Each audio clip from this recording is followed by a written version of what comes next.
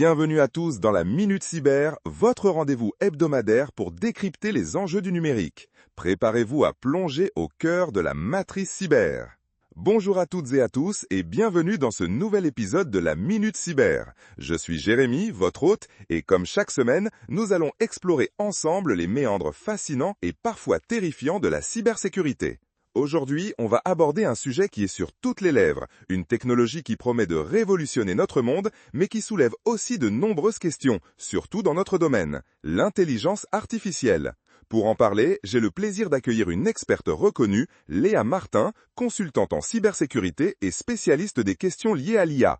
Bonjour Léa et merci d'être avec nous. Bonjour Jérémy, merci de l'invitation. C'est un plaisir d'être ici pour parler de ce sujet passionnant. Le plaisir est partagé. Alors Léa, l'IA est partout. On l'utilise pour nos recommandations Netflix, pour la reconnaissance faciale sur nos téléphones. Mais comment l'IA s'intègre-t-elle concrètement dans le paysage de la cybersécurité aujourd'hui? Est-ce une amie ou une ennemie pour nous, les défenseurs du cyberespace? C'est une excellente question, Jérémy, et la réponse n'est pas aussi simple que ami ou ennemi.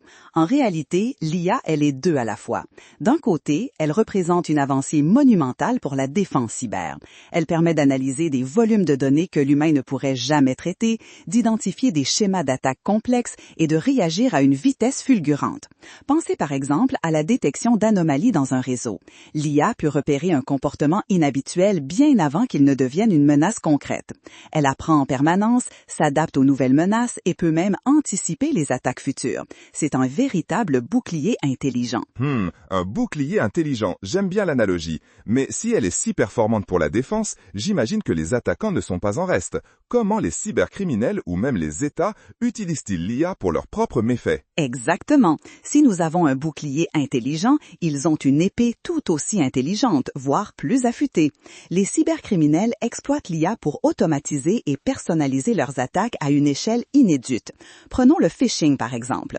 Grâce à l'IA générative, ils peuvent créer des emails ou des messages de plus en plus crédibles, rédigés sans faute et personnalisés pour cibler spécifiquement leurs victimes en se basant sur des informations récoltées via les réseaux sociaux. On parle de spear phishing dopé à l'IA. Mais ce n'est pas tout. L'IA peut aussi être utilisée pour générer des malwares polymorphes, c'est-à-dire des logiciels malveillants qui changent constamment de signature pour échapper aux antivirus, ou encore pour identifier les vulnérabilités dans les systèmes de manière automatisée à une vitesse incroyable, puis les exploiter. C'est une véritable course à l'armement technologique. C'est inquiétant. On a l'impression que la menace prend une dimension industrielle. Donc, si l'IA est si efficace des deux côtés, comment fait-on la différence? Comment s'assure-t-on que l'IA est utilisée pour le bien et non pour le mal? Ou du moins, comment les défenseurs peuvent-ils garder une longueur d'avance? C'est le défi majeur. Premièrement, il est crucial d'investir dans la recherche et le développement d'IA spécifiquement dédiés à la détection et à la neutralisation des menaces. Il faut que nos systèmes d'IA soient capables d'identifier non seulement les schémas d'attaque connus, mais aussi les comportements anormaux qui pourraient signaler une attaque sophistiquée, même si elle utilise une nouvelle forme d'IA malveillante. On parle d'apprentissage adaptatif. Deuxièmement, la collaboration est essentielle. Les entreprises, les gouvernements, les chercheurs doivent partager les informations sur les nouvelles menaces et les stratégies de défense basées sur l'IA. C'est un travail d'équipe mondial. Enfin, et c'est peut-être le point le plus important, l'humain reste au centre de tout. L'IA est un outil puissant, mais elle ne remplace pas l'expertise humaine, la pensée critique et l'éthique.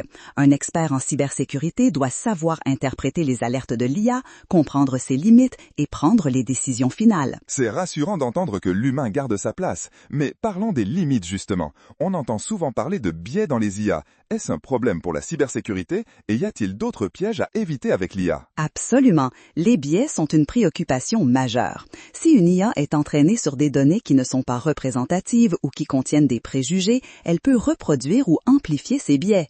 En cybersécurité, cela pourrait se traduire par des faux positifs excessifs pour certains types d'activités ou d'utilisateurs, ou pire, par des angles morts où l'IA ne détecte pas certaines attaques parce que les données d'entraînement ne les contenaient pas. Imaginez une IA qui ne serait pas entraînée sur les attaques provenant de certaines régions du monde, elle serait aveugle à ces menaces. Un autre piège, c'est ce qu'on appelle les attaques adversariales. C'est quand un attaquant tente de manipuler les données d'entrée d'une IA pour la tromper. Par exemple, modifier légèrement un malware pour qu'il soit classé comme inoffensif par l'IA, alors qu'il est très dangereux. C'est un peu comme un illusionniste qui détourne l'attention. Oh là là, ça devient de plus en plus complexe. On ne parle plus seulement de détecter des virus, mais de déjouer des stratégies intelligentes et potentiellement trompeuses. Quelle est l'importance de la transparence ou de l'explicabilité de l'IA dans ce contexte? C'est fondamental, Jérémy. C'est ce qu'on appelle l'IA explicable ou XAI. Traditionnellement, les modèles d'IA, surtout les réseaux neuronaux profonds, sont souvent considérés comme des boîtes noires. On y met des données, on obtient un résultat, mais on ne sait pas toujours pourquoi l'IA a pris telle ou telle décision. En cybersécurité, cette opacité est problématique. Si l'IA alerte sur une menace, les analystes ont besoin de comprendre la raison de cette alerte pour l'évaluer correctement et y répondre efficacement. Une IA explicable peut fournir des informations sur les caractéristiques qui ont mené à sa décision, ce qui permet aux humains de mieux comprendre, de faire confiance ou, au contraire, de corriger le système.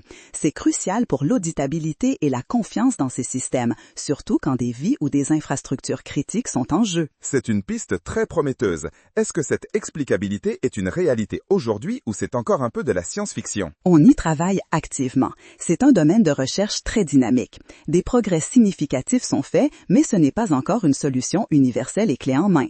Pour certains types de modèles d'IA, c'est plus facile que pour d'autres. L'objectif est de trouver le juste équilibre entre la performance de l'IA et sa capacité à expliquer ses raisonnements.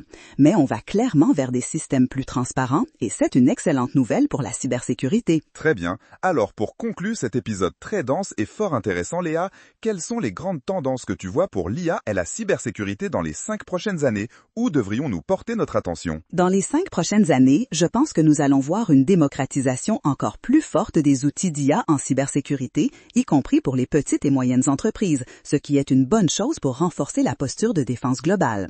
On va aussi voir une sophistication accrue des AI Red Teams, c'est-à-dire des équipes spécialisées dans la recherche de vulnérabilités et l'attaque de systèmes d'IA pour mieux les comprendre et les sécuriser. La collaboration internationale et le partage d'informations sur les menaces basées sur l'IA seront encore plus critiques.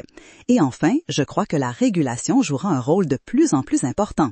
Il faudra des cadres éthiques et légaux pour encadrer le développement et l'utilisation de l'IA en cybersécurité, tant pour les défenseurs que pour contrer les usages malveillants. C'est un équilibre délicat à trouver, mais indispensable. C'est fascinant et un peu effrayant à la fois. Un immense merci Léa d'avoir éclairé notre lanterne sur ce sujet complexe de l'IA et la cybersécurité. Tes explications étaient d'une clarté remarquable. Merci à toi, Jérémy, pour cette discussion enrichissante. Et voilà, chers auditeurs, c'est déjà la fin de cet épisode de la Minute Cyber. On a vu que l'IA est à la fois un puissant allié et un redoutable adversaire dans le monde de la cybersécurité. L'important est de rester vigilant, de comprendre ces nouvelles technologies et de continuer à investir dans la protection de nos systèmes. N'oubliez jamais, la meilleure défense, c'est l'information et la préparation.